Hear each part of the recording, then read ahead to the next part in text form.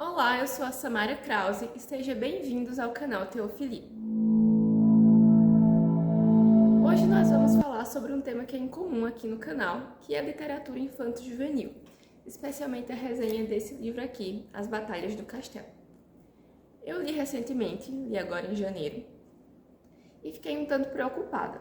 Até achei que eu estava ficando um pouco paranoica com a minha análise, mas conversei com a Ana, do canal Ana dos Livros, que ela entende mais do assunto, e expus minhas preocupações para ela e ela achou que faz sentido a minha crítica. Então eu resolvi fazer esse vídeo. Mas antes de chegar nesse ponto, eu quero falar sobre alguns outros assuntos relacionados ao tema, né? O que é que me levou a ter essa crítica de um livro que é considerado tão bom. Eu fui no Scoob, a classificação dele, se eu não me engano, é 4 ou 4 estrelas e meia até. Eu li algumas das resenhas, tem cerca de 80 resenhas, só comentáriozinhos, nada demais. E a maioria é muito positiva. As pessoas parecem ter um carinho por esse livro, colocam que é perfeito. Eu acho até que a classificação seria mais alta se todo mundo colocasse as estrelinhas, porque tinha frase assim, perfeito, mas já tinha 0 estrelinhas. Então eu vi poucos comentários ruins, e os comentários ruins eram geralmente de adolescentes que comentavam assim, li por obrigação, ou é muito chato, muito cansativo. Não tinha uma resenha séria do assunto. E no YouTube eu vi alguns professores fazendo resenhas positivas, eu vi que esse livro foi distribuído em escolas e ele está sendo usado por professores em sala de aula. E eu achei isso preocupante, porque os problemas desse livro são sutis, não é nada escancarado. Mas enfim, eu quero contextualizar um pouco. Eu li esse livro porque uma criança do culto infantil me emprestou. É uma criança que gosta muito desse livro. Falou que é muito bom, se eu não me engano ele até releu já esse livro. Eu gosto muito do assunto de literatura e educação. Eu sou formada em filosofia, tenho especialização em literatura e língua inglesa. E estou agora fazendo um mestrado em literatura. Para a conclusão do curso da especialização em literatura e língua inglesa, eu escrevi um TCC que eu depois transformei em livro, que é esse livro aqui. Você não vai encontrar ele físico. Tem o e-book na Amazon. É a leitura dos clássicos para uma didática da excelência. Nesse livrinho, eu peguei algumas obras de literatura inglesa, como Beowulf, O Senhor dos Anéis, algumas do Shakespeare, os contos da Cantuária do Chaucer, e eu falo sobre como esses livros podem ser utilizados para uma educação mais ampla. Eu vou ler uns trechinhos do que eu escrevi aqui. Essa educação mais ampla é o meu conceito da didática da excelência, tá? A literatura para a formação humana e não só por causa de um currículo escolar. Então eu falei, por exemplo, através do conhecimento adquirido pela literatura, muitas vezes compreendido pelo processo de imaginação, o sujeito torna-se capaz de colocar-se no lugar do outro e trabalhar a sensibilidade nas relações humanas. Isso aqui é um ponto que eu acho muito importante. Um processo de alteridade, conceito definido pelo dicionário de filosofia como ser outro, colocar-se ou constituir-se como outro, o que é uma habilidade importante no caminho para a harmonia social, posto que, conforme o filósofo Martin Heidegger, o mundo é sempre um mundo compartilhado com os outros. Então, o que você lê na literatura vai acabar refletindo na sua vida de alguma forma. Aqueles modelos de relações interpessoais que você vê nos livros, você vai aplicar ele de alguma forma na sua vida, nas suas relações com as pessoas com as quais você convive. Eu também falei assim sobre a linguagem. A linguagem apreendida através da literatura inclui mais do que vocábulos e estruturas gramaticais. Ela envolve uma leitura do mundo que permite captar significados, refletir sobre os mesmos e aplicá-los, sendo assim possível expandir as fronteiras do pensamento. Na linguagem do filósofo Ludwig Wittgenstein, os limites da minha linguagem denotam os limites do meu mundo. Então, isso é uma forma de perceber como a literatura que você consome vai te formar. Agora imagina isso aplicado ao público infanto-juvenil, que ainda está aprendendo muito sobre como lidar com o mundo, com as situações. Um livro que eu usei como base para esse meu projeto foi esse aqui, para ler literatura como um professor, que eu recomendo bastante para quem é professor, para quem é estudante de letras, por exemplo. Eu discordei de alguns pontos, não tenho uma perspectiva tão conservadora, mas tem uma boa referência, usa o Northrop Frye, T.S. Eliot, entre outros, e eu achei que é bem interessante. Também eu vou ler alguns trechos do que ele fala sobre a leitura para uma formação intelectual. O autor fala assim: enquanto nos lembramos que eles, os heróis, representam alguns dos padrões mais básicos e primais que os humanos conhecem, exatamente como Homero fez todos esses séculos atrás. Homero nos mostra 4 grandes batalhas do ser humano, contra a natureza, o divino, outros humanos e nós mesmos. É a questão da imaginação simbólica, dos arquétipos, que o Peterson fala, por exemplo. Eu não poderia deixar de citar, quem conhece o canal há mais tempo sabe o quanto eu gosto do Jordan Peterson e o quanto eu recomendo o 12 Regras para a Vida, né? Um livro bem marcado. Eu já li 3 vezes e consultei várias outras e pretendo reler depois. Enfim, o Peterson ele usa muito exemplos da mitologia, da literatura clássica, de contos de fadas, de quadrinhos. Eu lembro dele citar pelo menos os X-Men. Não lembro se tem mais alguma outra coisa agora. Mas enfim, essas coisas, essas histórias representam o ser humano em várias épocas, em várias situações. Por isso que é tão importante para a educação. Você pode parar e pensar: onde foi que eu já vi essa situação antes? O que é que eu aprendi com ela? Qual foi a moral daquilo? Como é que eu posso usar isso de uma forma engenhosa na minha vida? Eu gosto de usar como exemplo o Winston Churchill. Ele era um grande leitor, gostava bastante de livros de aventuras, como ali As Minas de Rei Salomão, A Ilha do Tesouro, enfim.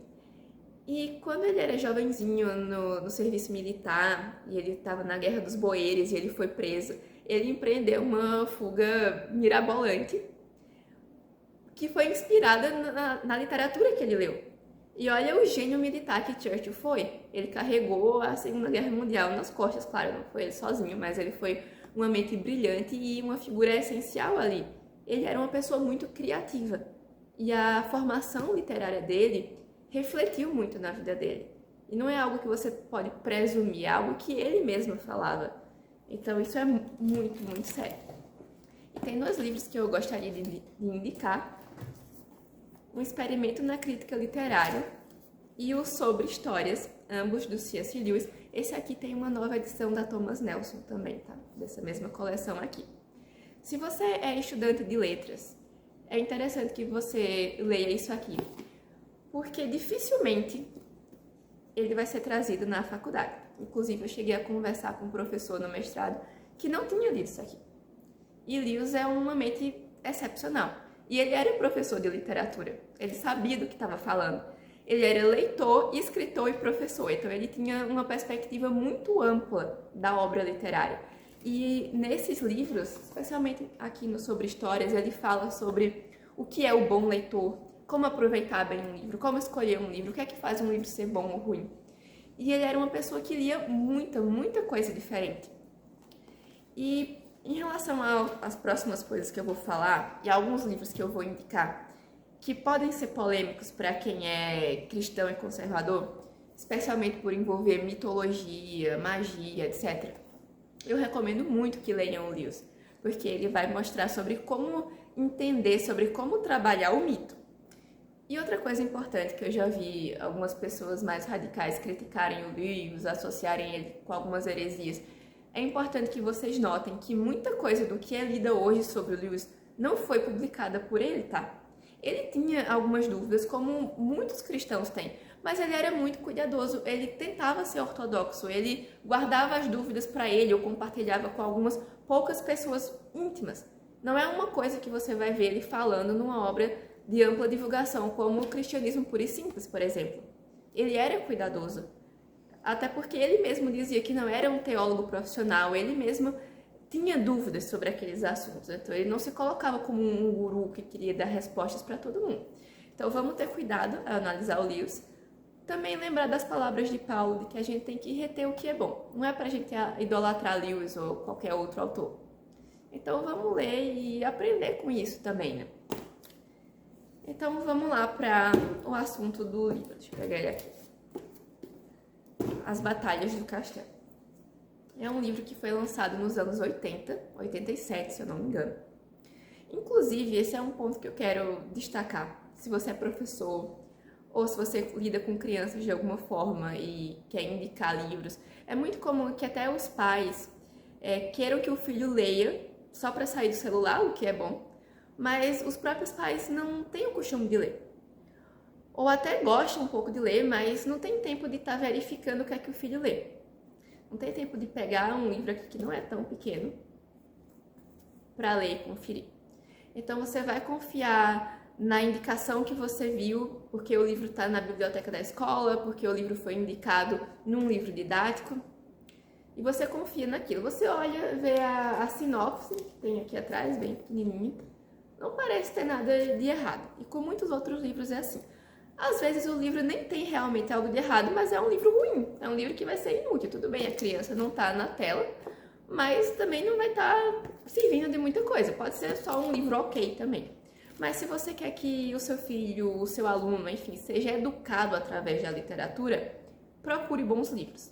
Livros que tenham uma linguagem que não seja simplória, livros que sejam engenhosos, criativos. E eu gosto de falar que sejam livros instrutivos e não educativos.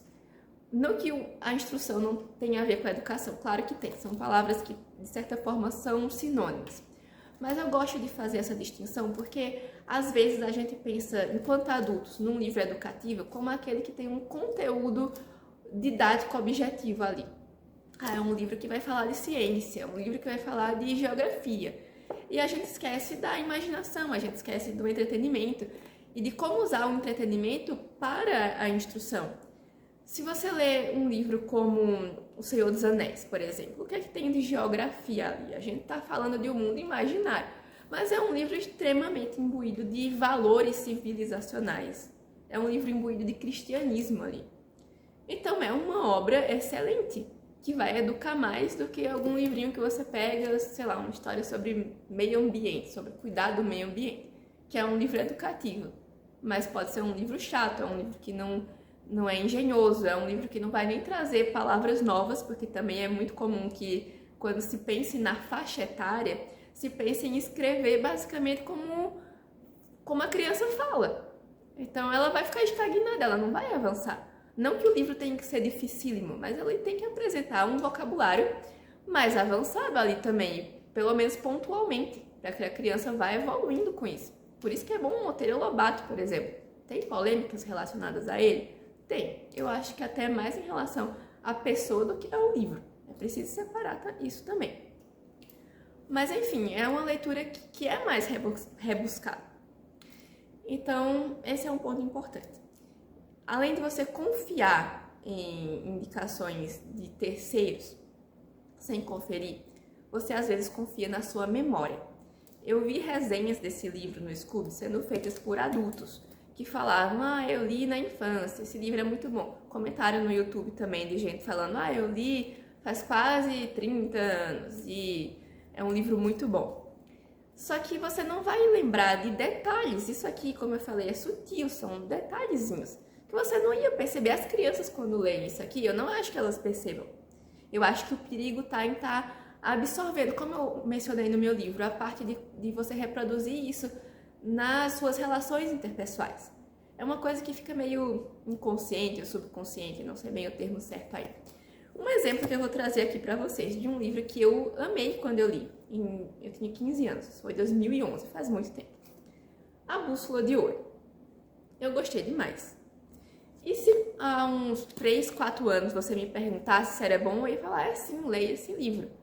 Só que depois eu descobri que esse autor é um pouco polêmico, ele tem umas visões meio ateístas ou agnósticas. Enfim, eu não me aprofundei na pesquisa sobre o autor, tá? Eu li textos curtos de internet.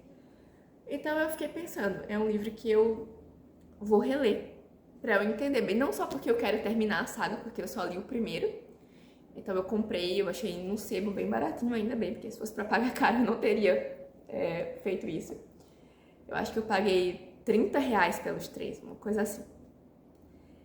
Tanto porque eu quero saber como ela termina. Eu achei muito engenhosa, realmente muito criativa. quanto porque eu quero ver se ele é realmente bom ou se ele tá passando uma ideologia perigosa aqui. Então, não posso recomendar com base na minha memória. Sobre releitura, sobre a avaliação da literatura infantil juvenil, porque é fácil que um adulto fale: ah, você não vai gostar, é claro, porque você já é adulta, você já superou isso. Mas, com base no que eu li do C.S. Lewis sobre literatura, eu posso dizer que uma literatura infanto-juvenil, ela não é boa se um adulto não gostar também. É uma literatura pobre se você não consegue revisitar aquilo.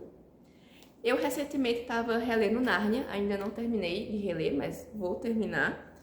E eu acho fantástico. É maravilhoso, e eu sou adulta. Eu tô relendo Harry Potter, por exemplo.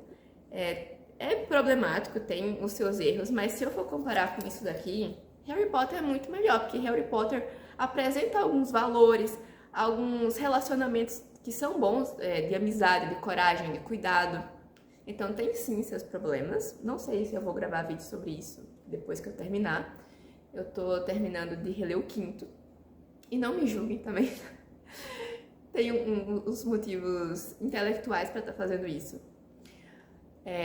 Mas enfim, o processo de releitura eu acho que ele é importante tanto para você ver o quanto você mudou, você se conhece melhor através dessa releitura, quanto para você selecionar melhor e poder indicar se você tem essa posição de professor ou algo do tipo, tá?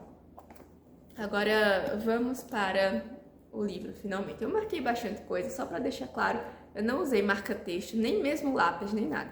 Isso aqui é só umas flags e elas são até daquelas transparentes, então não vai ficar marcado nada. Eu vou tirar, porque o livro é emprestado. Ainda bem, eu não queria ter esse livro aqui.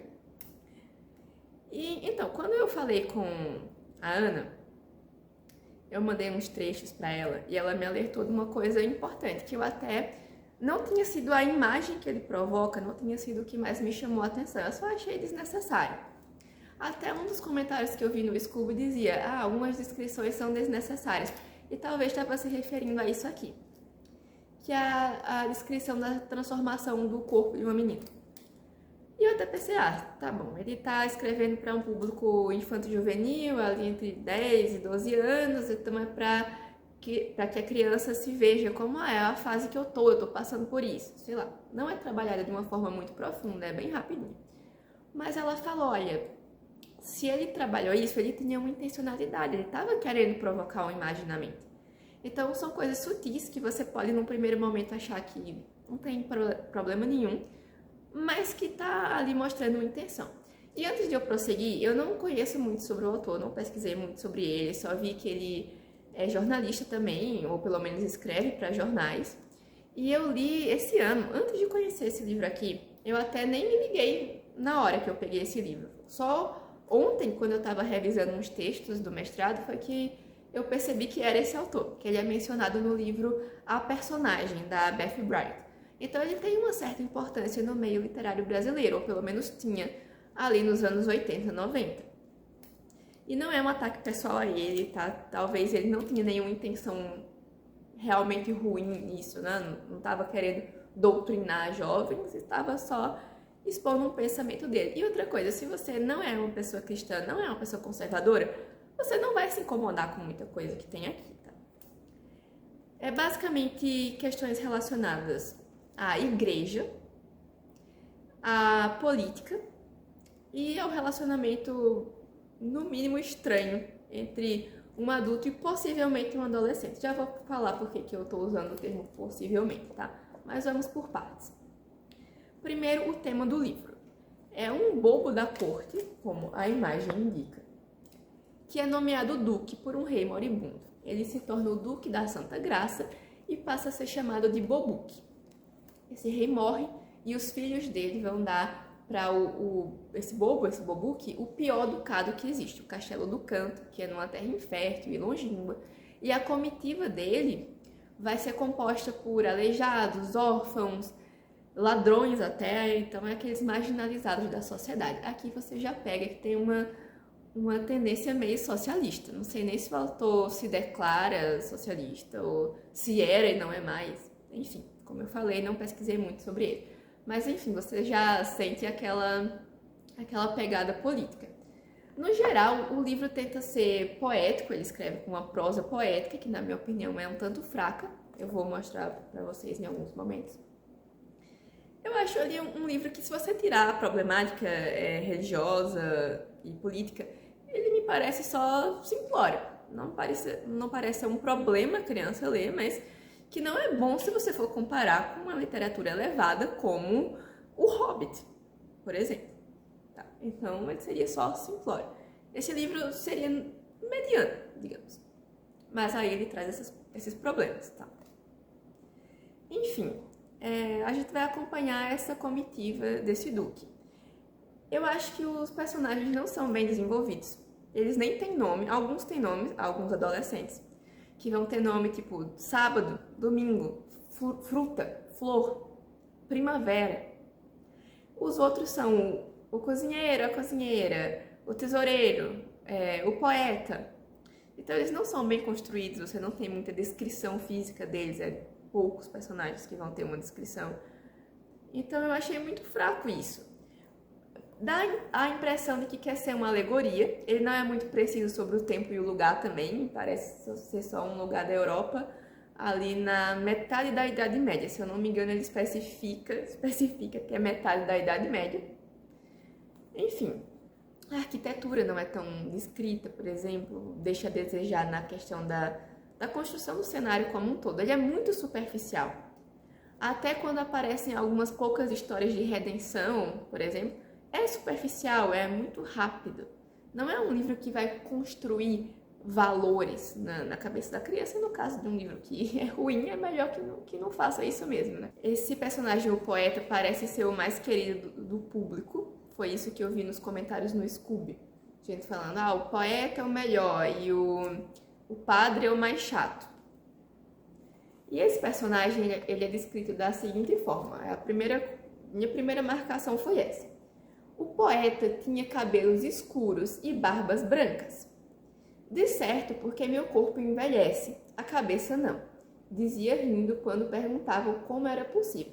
Então você já cria aí a imagem de uma pessoa de meia idade. Deixa eu até já tirar logo as marcações para não esquecer depois. Vamos prosseguir. Eu vou acompanhar as minhas marcações aqui.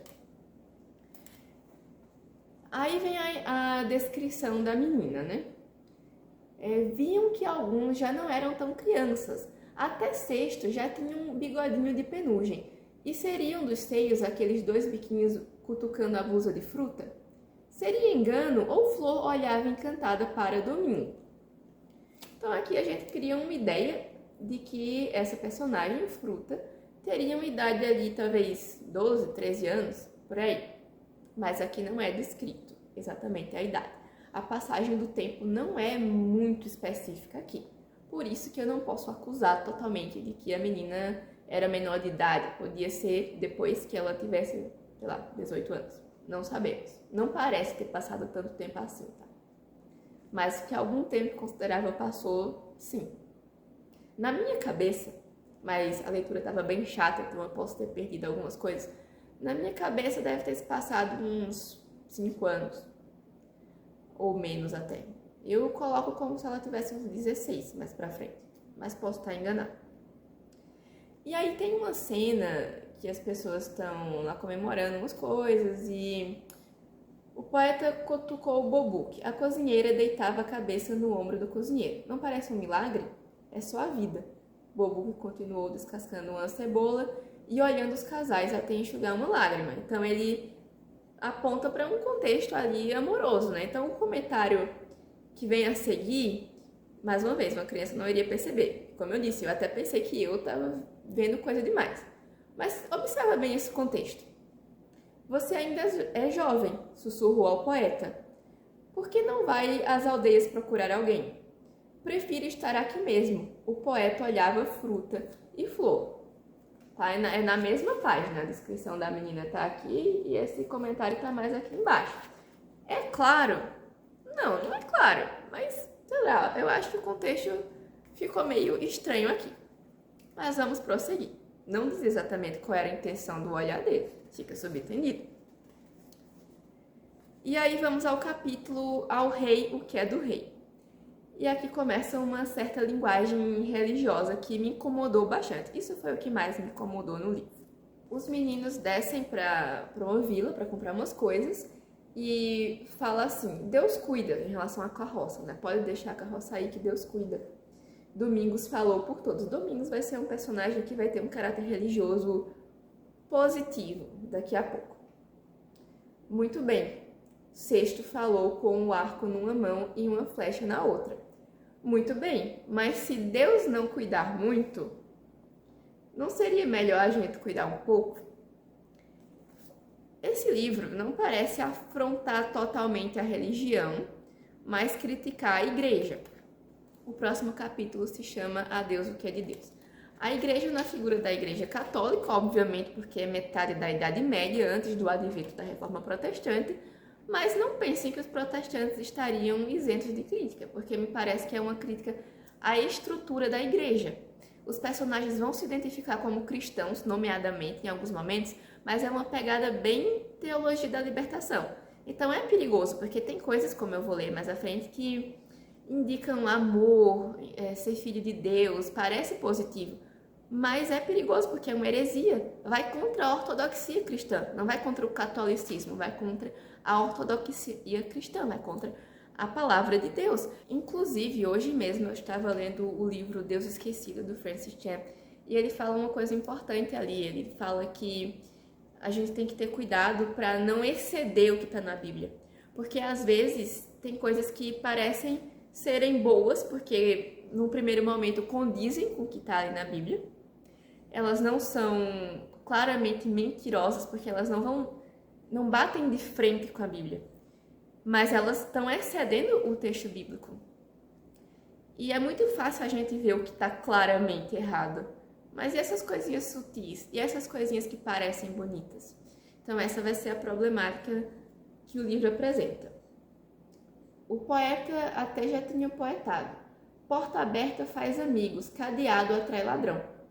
Quem não quiser inimigos, abra o riso e o coração. Isso é uma lição bem simplória, né? Bem diferente do que o Tolkien fala ali em As Duas Torres.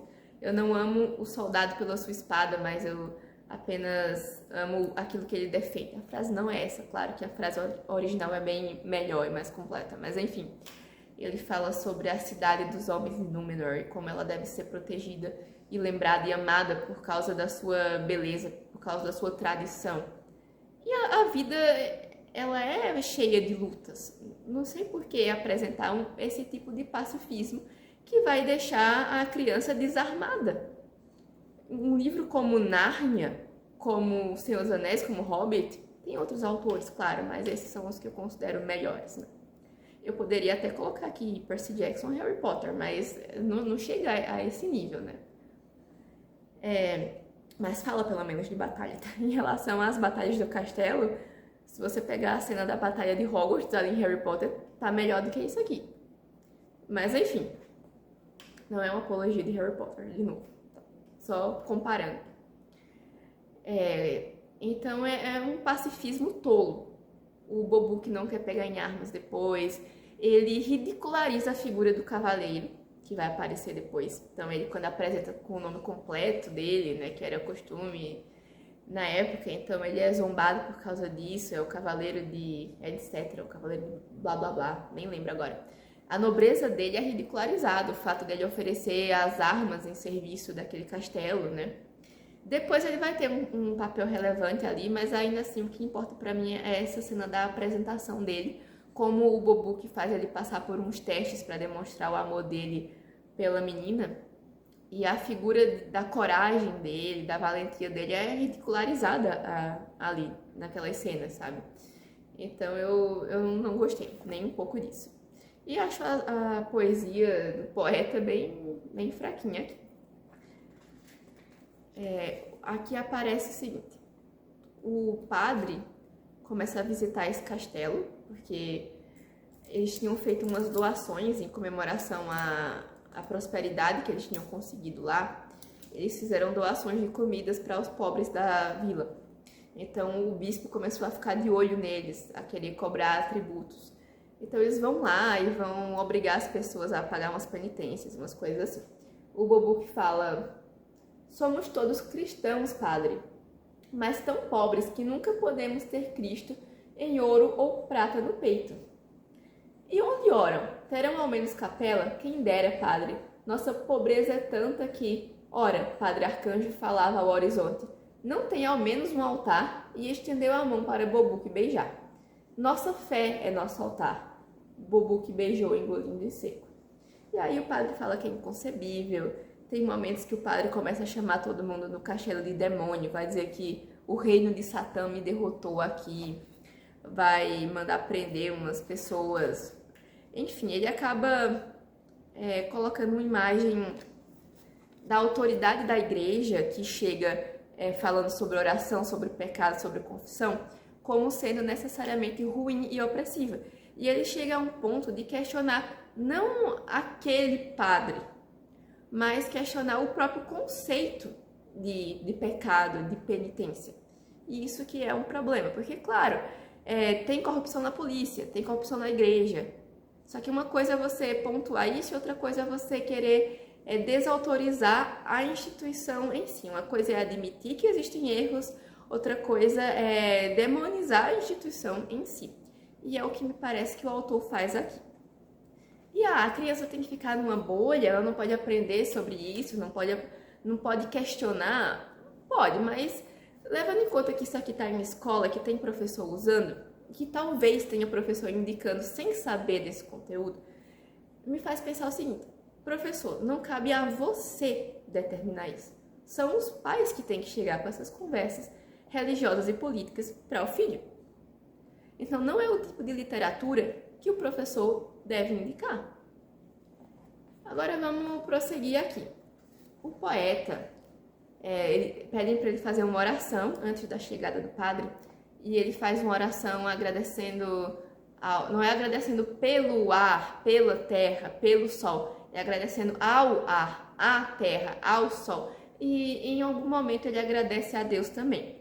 Só que a gente começa a ver que a visão que ele tem sobre Deus, não só sobre a igreja, mas sobre Deus, é bem controversa.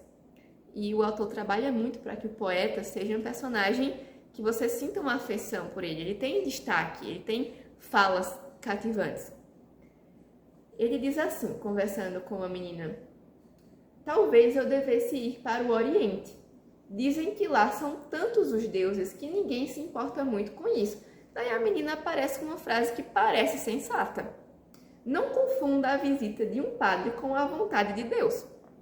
Até aí tudo bem, até uma frase boa. Sem se voltar, ele falou mordendo os lábios: mas Deus teria vontade? Se tivesse, seria homem ou seria Deus?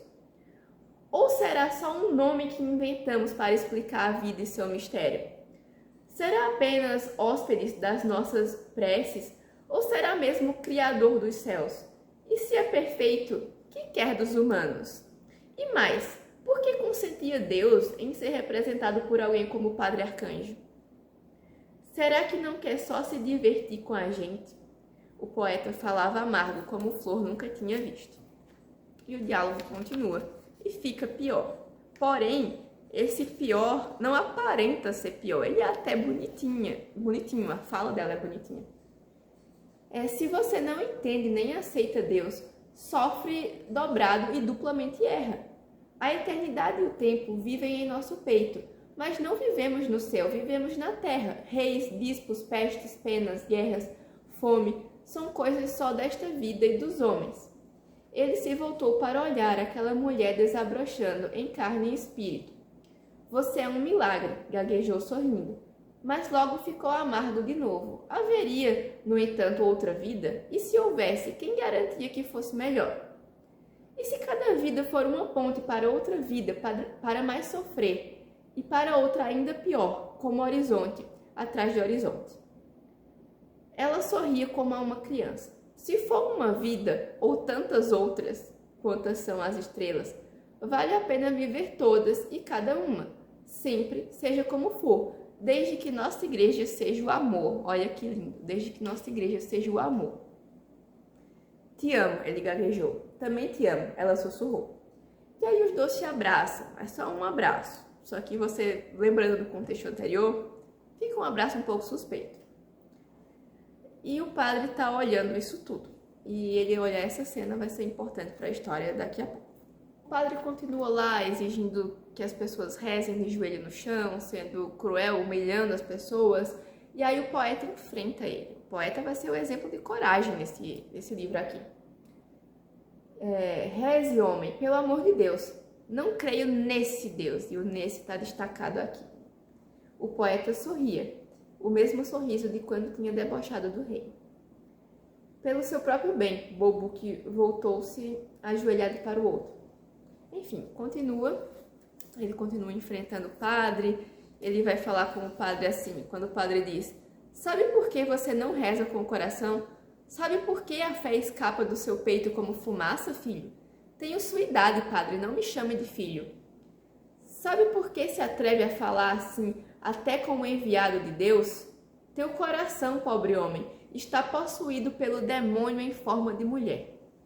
E aí ele vai ser preso, vai ser mandado, se eu não me engano, para um calabouço. O padre vai falar: orem pelo amor dos céus, pelo perdão de Deus, isto é um covil de demônios. E vai mandar prender a menina, dizer que ela está endemoniada. Essas palavras mesmo que aparecem aqui, tá? As pessoas começam a se revoltar, o padre só quer comer do bom e do melhor e ser ruim com todo mundo. Enfim, ali pelo final do livro, digamos, pelo terceiro terço do livro, mais ou menos, assim, começa a melhorar um pouco na questão das batalhas, né, de fazer juiz ao nome. Só que essa batalha não é só física, ela também é uma batalha de saúde, é uma batalha contra a peste também. Mas o reino está dividido, os dois irmãos estão brigando pelo reino, tem um dos príncipes, que agora é o rei, que é muito fútil, começam a cobrar muito imposto. O cavaleiro que apareceu antes e se casou com a menina, ele vai para o reino, vai para a corte e vai realizar algumas mudanças lá. Só que, na minha opinião, tudo acontece de uma forma muito simplória. As cenas de batalha não são tão legais assim. E vai aparecer mais discussão religiosa depois. Que o menino, o Domingo, que eu falei que é uma figura que vai se tornar religiosa, vai falar assim: padre, alguém já não disse que somos todos filhos de Deus? Não se sabe quem foi que falou isso, porque Paulo aqui não foi, né? Ele falou, vou deixar a referência aqui, porque eu não lembro de cabeça, mas ele fala que quem aceita Jesus como Senhor e Salvador é dado o direito de chamar Deus de Abba, Pai. Então não são todos que são filhos de Deus. Somos criaturas de Deus, todos. Então, criatura de Deus, uma pessoa é tão criatura de Deus quanto uma árvore ou um cavalo. Mas filho de Deus é outra coisa. E por fim, tenho uma pergunta sobre um casamento, sobre a possibilidade de 3 casamentos.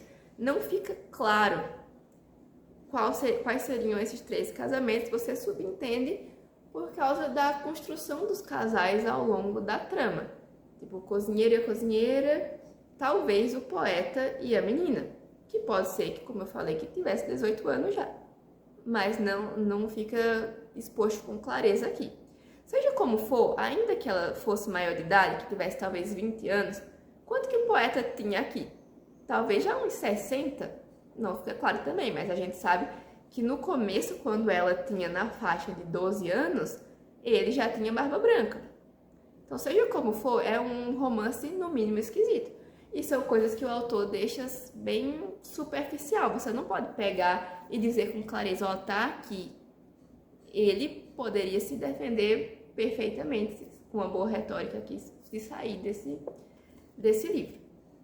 E aí tem a pergunta quanto que custaria, se iam voltar a cobrar os impostos, quanto custaria esse casamento. E o bispo que vai se converter, digamos, ele vai falar que para vocês não custam nada. E aí vem a pergunta, o sábado pergunta: e por que não é grátis para todo o povo? E por que, majestade, os que mais trabalham são os que mais pagam impostos?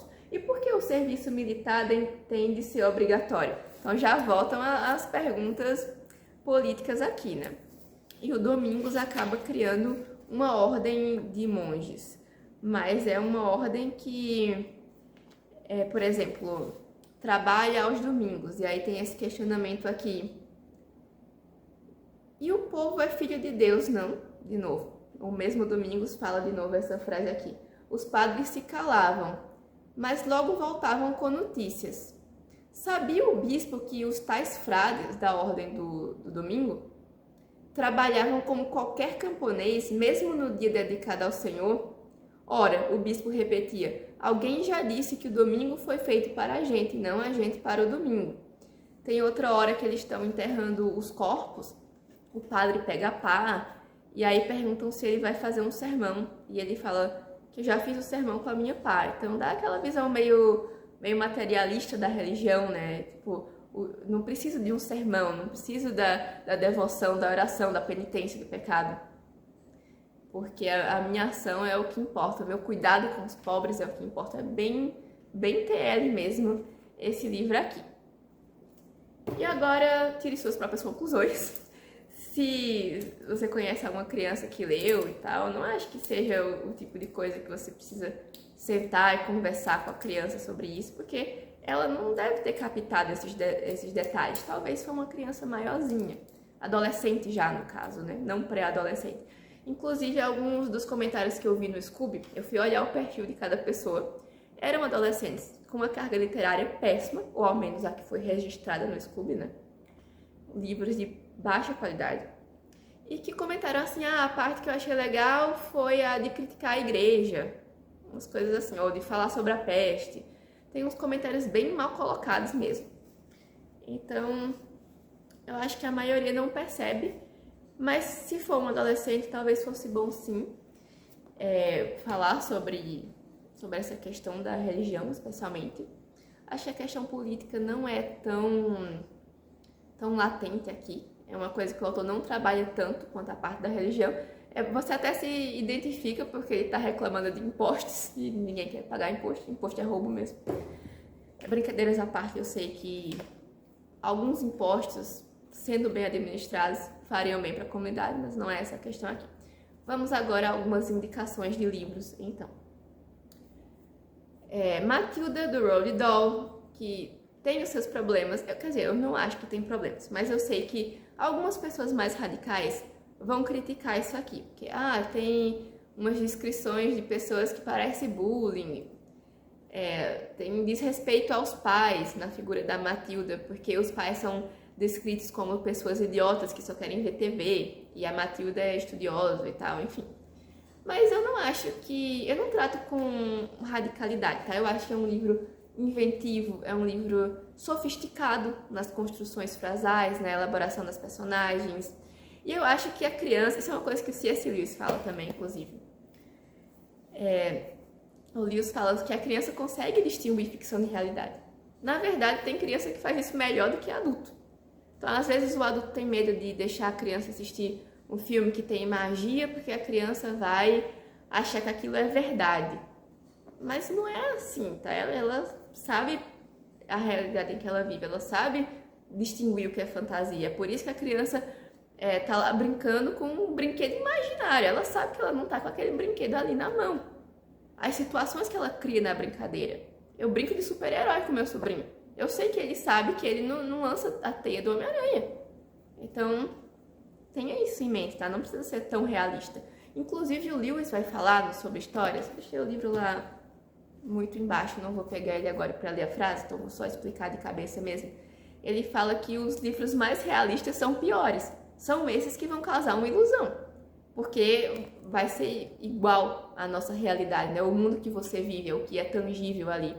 Então, você cria expectativas que são surreais. Você viver num pêssego gigante, como em James e o Pêssego Gigante, do mesmo autor da Matilda. Eu indico, inclusive, A Fantástica Fábrica de Chocolate, Os Bobos, vários outros livros dele. Eu li em inglês, mas eu sei que tem uma tradução muito boa da editora 34, tá? Enfim, são coisas bem que não tem nada a ver com a realidade, tá? A criança sabe distinguir, ela sabe que não vai achar aquilo no meio da rua por aí. É melhor do que criar uma expectativa irreal. Agora, vamos continuar aqui. Isso aqui é para crianças, eu indicaria assim, 8, 9 anos, por aí. O Pequeno Príncipe. Eu tenho aqui uma edição em quadrinhos da Turma da Mônica, que eu acho bem legal. Sei que também é um livro que radicais não gostam, por ser sentimentalista, simplório, enfim. Mas eu acho que ele é bom sim para essa faixa etária, para começar a ler por conta própria. E uma dica que eu quero dar é em relação ao ensino de idiomas. Porque como é uma história simples, é fácil de entender, você lê ele em português e depois você, já conhecendo a história, você lê em outros idiomas. Eu tô com ele aqui em inglês, o The Little Prince. Tenho edição em alemão também, por exemplo. Tenho, acho que quase todos os idiomas. Eu já vi ele até em hebraico. Não tenho ele, mas já vi. Então, mesmo que você seja adulto, é bom de você começar a ler num idioma estrangeiro um livro que você já conhece. É uma forma de você ir treinando e não perder muito da história. Você vai absorvendo mais as palavras, porque o contexto você já sabe. Então, fica aí como uma dica também. Para pré-adolescentes e adolescentes até ali, sei lá, 15, 16 anos, eu recomendo muito histórias de detetive, porque trazem mortes, mas não focam no horror daquela situação. Vai focar na investigação. E isso aqui não é nenhum Mind Hunter para trazer coisas pesadas, não, tá? São coisas bem simples e o raciocínio lógico é muito bom aqui, tá? Tô trazendo a Agatha Christie como exemplo. Os Elefantes Não Esquecem, mas tem muitos outros bem legais da Agatha Christie. Eu amo o Arthur Conan Doyle, Sherlock é o meu favorito. É bom começar com o estudo em vermelho, tá? Porque tem uma certa sequência. Não é obrigatório, mas é melhor, porque o primeiro você se situa melhor dos personagens. Mas nem só de Holmes vive o Conan Doyle. Eu trouxe aqui a Nova Catacumba, que também é na mesma vibe, tá? Também é aqueles mistérios vitorianos. Ele tem outros, como O Mundo Perdido, que tem dinossauros e tal, mas eu não vou indicar porque eu não li. Pode ser que seja um livro chato, por exemplo. Mas esses daqui não são chatos. É uma coisa que realmente entretém. Guerra Civil da Marvel. Esse eu li já adulta. Eu tinha uns 19, 20 anos por aí. Então acho que é muito bom para adolescentes mais velhos. E esse aqui vai trazer questões políticas e filosóficas, só que de uma forma diferente das Batalhas do Castelo. E é uma coisa que eu gosto, pelo menos na velha Marvel. Eu não li os livros mais atuais, nem os filmes mais atuais eu assisti. Mas a velha Marvel ela era muito boa em apresentar vários pontos de vista e não impor uma ideologia no leitor. Então aqui você vai tomar partido do Capitão América ou do Homem de Ferro. São ideais diferentes sendo expostos ali, faz você pensar. Traz muitos valores, família, coragem, amizade, sacrifício. E é uma coisa que interessa bastante nessa fase, traz muita ação aqui. Eu lembro que eu li em poucos dias, acho que uns 3 dias, assim. Então, traz discussões bem legais. Eu até escrevi um texto sobre isso. Eu escrevi na época da faculdade, foi sobre aula de ética, até. E eu lembro que o professor elogiou, eu tava até com medo, porque pensei, usar cultura pop na faculdade, mas é tudo que eu consigo pensar. E ele falou que foi, sim, interessante, porque é um debate que vai para o público. Então, é uma forma das crianças, dos adolescentes, mais especialmente, pensarem um pouco sobre isso também. Esse eu não indico muito para criança, acho que é um pouco cansativo. Eu acho que para criança não dá tão certo, fica um pouco confuso, tá? E a criança não iria aproveitar a parte mais filosófica. Agora vamos para uma parte polêmica que precisa ler o Lewis para poder entender isso aqui, que é mitologia. Não é qualquer versão da mitologia também, tá? Eu trouxe aqui essa edição dos Filhos de Odin, que traz mitologia nórdica. São mitos mais de uma aventura mais simples, mas que são bem curiosos. Eu gosto de citar, por exemplo, o Odin. Ele tem que sacrificar o olho para obter sabedoria. Isso faz você pensar sobre o que você tem que abrir mão para ter conhecimento. Às vezes, abrir mão de aceitação social, de muita coisa. Então, eu acho que é legal também para a mesma faixa etária desse outro.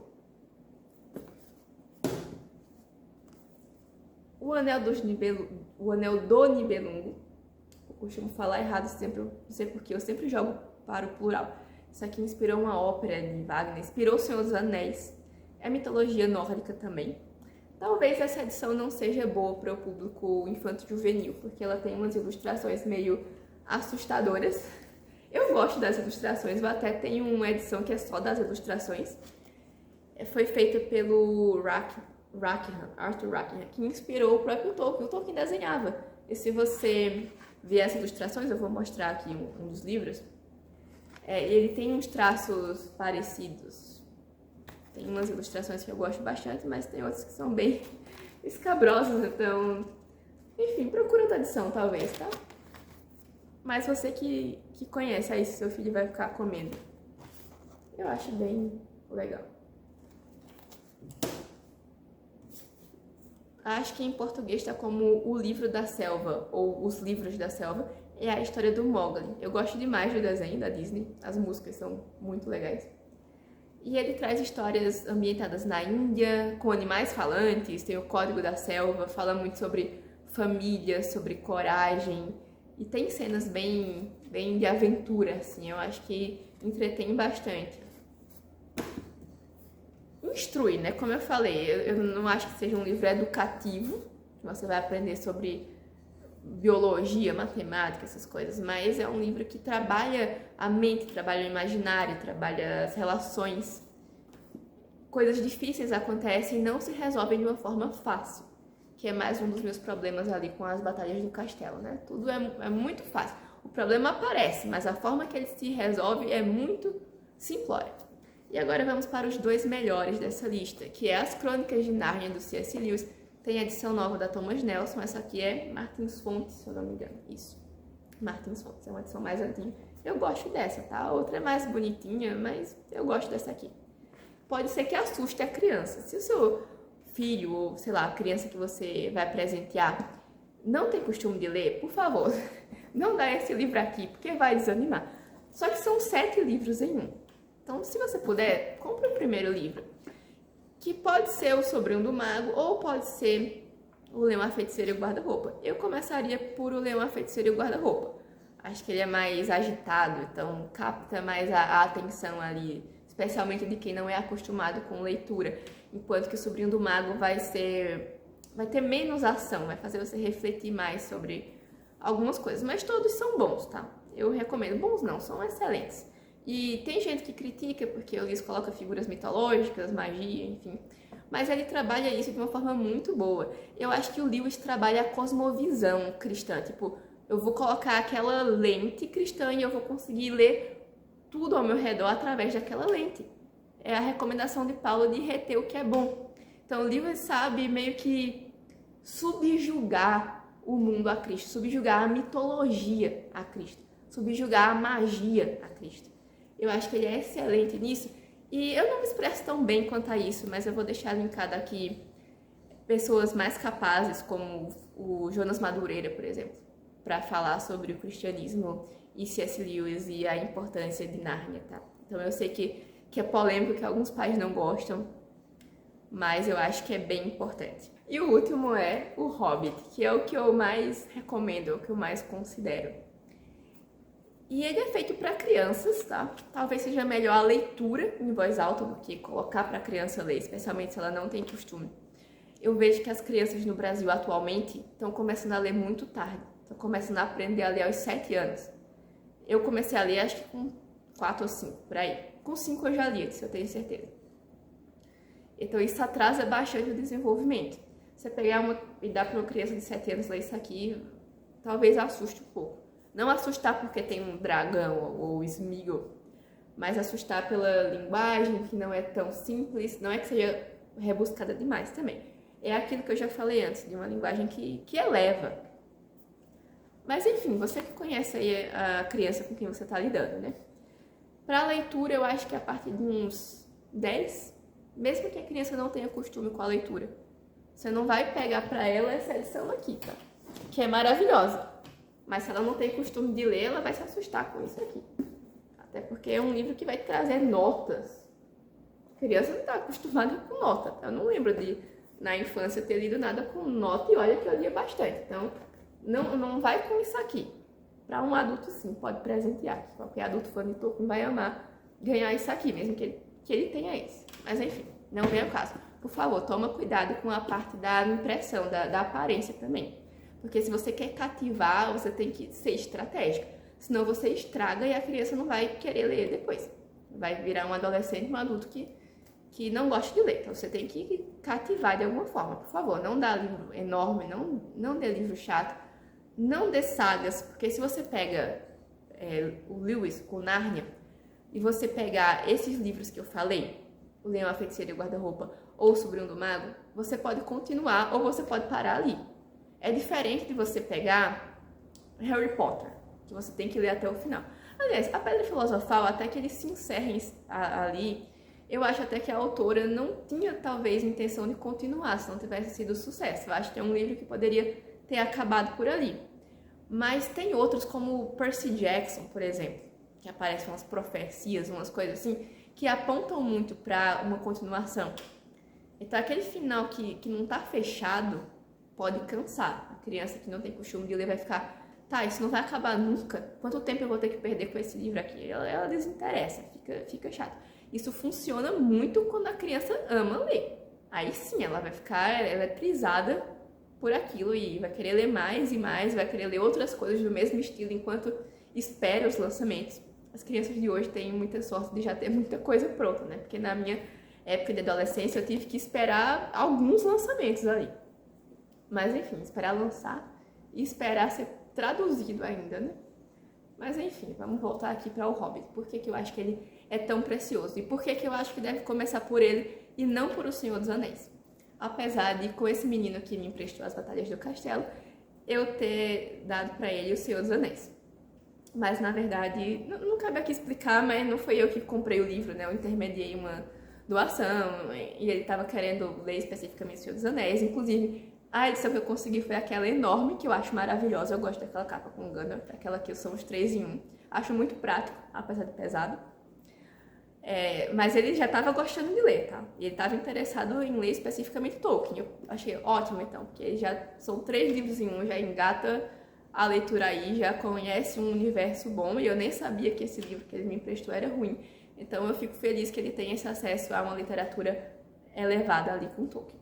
Mas o certo teria sido o Hobbit, porque é mais simples, porque vai te apresentar a Terra-média, vai te ambientar, vai te explicar os personagens ali, é mais curta, então você acostuma a mente da criança com esse cenário, com esse ambiente, e instiga o gosto para pegar uma coisa mais pesada, como O Senhor dos Anéis. O Senhor dos Anéis ele é pesado não só por ser longo, mas pela temática mesmo. E não é pesado no sentido de que tem cenas horríveis de sangue, de massacre. Não é por isso, mas por trazer uma angústia, uma opressão que é importante você sentir. E isso que é brilhante em Tolkien, que acontece em menor escala aqui no Hobbit. Você sente o cansaço da jornada, você sente o medo, você sente tudo que o personagem está sentindo, tudo que fica subentendido, que às vezes você não consegue elaborar, mas está ali emocionalmente ligado a você. Tudo é muito bem construído aqui. O cenário, os personagens são brilhantes. As situações em que eles se envolvem não são exageradas, que é uma das minhas críticas a Harry Potter. Especialmente o segundo livro de Harry Potter. Não dá, tem uns furos de roteiro, tem umas situações absurdas, de jeito que tá tentando... Tá, esse eu não lembro bem se foi no segundo, mas eu acho que foi sim. Que a pessoa desaparece pela metade, a pessoa tá tentando aparatar e aí fica metade do corpo no canto, metade... Assim, é umas coisas bem nada a ver. Ela perdeu o rumo ali em algumas descrições. O Tolkien, ele trabalha muito bem a verossimilhança. Você, partindo do princípio da suspensão da crença, como o Coleridge fala, né?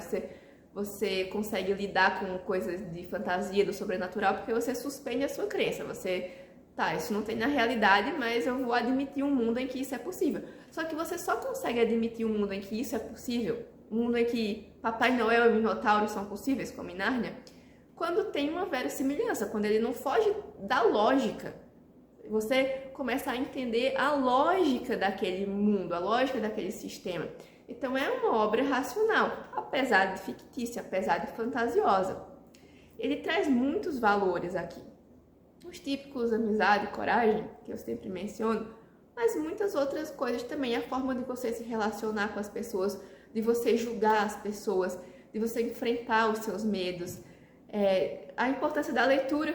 O Bilbo se sai muito bem em algumas situações por causa da leitura. Ele é apresentado como um leitor no começo. O amor pela tradição, eu acho que é importante aqui. Eu acho que o Hobbit representa muito isso. O amor pela tradição. É um livro que fala sobre as falhas do mundo, mas sobre como é importante lutar por ele também. Fala sobre grandeza, adquirir a grandeza, a nobreza mesmo quando você é pequeno e parece insignificante como um hobbit. Mas o destino do mundo pode estar nas suas mãos de uma forma ou de outra aqui. Então esse livro ele é simplesmente brilhante, ele é completo, ele é rico de muitas formas. Ele é rico no sentido linguístico, no sentido moral e muitas coisas. Então, se você é adulto e não leu, leia também, porque esse aqui não é um livro só para criança. E como eu já falei antes, né? Se é um livro que um adulto não gosta, é porque ele não vale a pena, que é um livro fraco, que até talvez não faz mal ler, mas que é um livro fraco. Agora, esse aqui vale muito a pena ler, faz bem para o seu espírito ler isso daqui, tá? E dá para ter uma perspectiva cristã. Então, você tem que ser treinado para ter uma perspectiva cristã. Seja lendo o Hobbit, seja lendo Percy Jackson, ou sei lá mais o que. Então, é isso que eu queria falar para vocês. Espero que tenham gostado. Compartilhe esse vídeo se você conhece professores, pais, pessoas que lidam com crianças. É importante que estejam atentos. E eu sei que não é fácil.